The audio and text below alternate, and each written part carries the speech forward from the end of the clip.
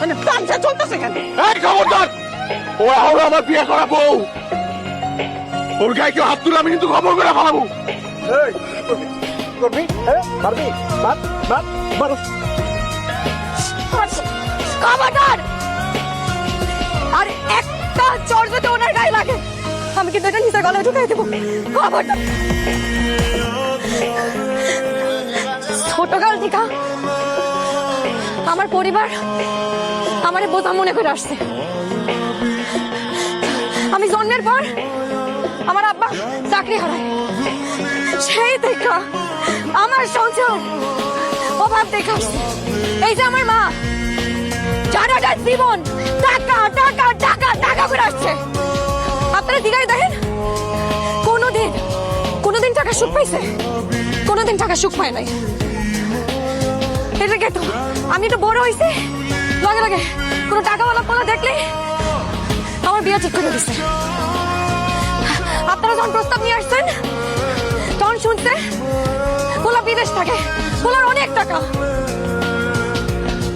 সাথে সাথে রাজি হয়ে গেছে। এই আমার আম্মা আর আমার ভাই আমার একটা শিকারও নাই আমি এই বিয়েতে রাজি কিনা।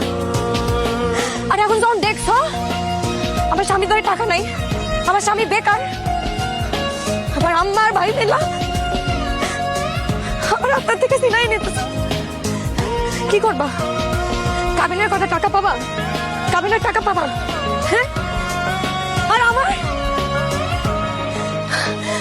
আমার অনুভূতির কোনো মূল্য নাই, আমার স্বভাবের কোনো মূল্য নাই।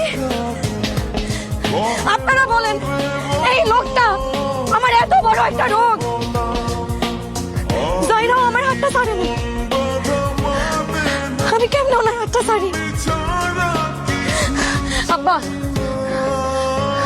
আব্বা